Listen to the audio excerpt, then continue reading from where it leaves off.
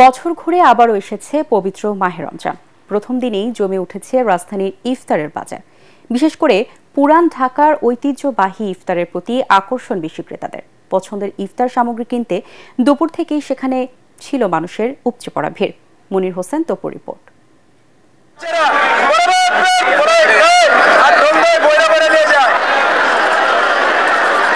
প্রতি বছরের মতো পবিত্র রমজানের প্রথম দিনেই জমে উঠেছে পুরান ঢাকার ঐতিহ্যবাহী চকবাজারের ইফতার বাজার। সড়কের এক মাথা থেকে অন্য প্রান্ত ভরে উঠেছে হরেক রকমের ইফতারির আইটেমে। বাতাসে ছড়িয়ে পড়েছে সুস্বাদু খাবারের ঘ্রাণ। ছোটকালের ট্রেনে একদম প্রত্যেক বছর আহি, প্রত্যেক বছরই ভাই পয়লা দিনই আহি একদম, এবং রোজার মাস বইরাই আল্লাহ রহমতে আল্লাহ খাওয়ায়। মানুষের ভিড় অনেক, কিন্তু ক্রেতা কম।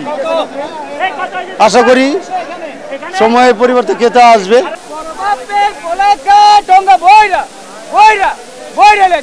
ইতিহাস বলে ঢাকার এই এলাকার ইফতারের এমন ঐতিহ্য 4 শতাব্দীর। আদিকালে এখানে ইফতার করাকে বলা হতো রোজা খোলাই। মোগল আমল থেকে এখানে আমার দাদা বাবারা এখান থেকে ইফতার নিয়েছে। প্রজন্ম পর প্রজন্ম আমরা ধারাবাহিকভাবে এখান থেকে ইফতার নিতে আসি।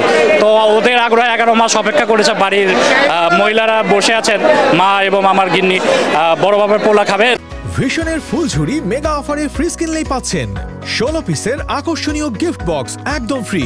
এটা ঐতিহ্য চকবাজারের আজকা থেকে নেয়, ওই ব্রিটিশ আমল থেকেই প্রতি বছর একটা বড় আয়োজন হয় আর কি।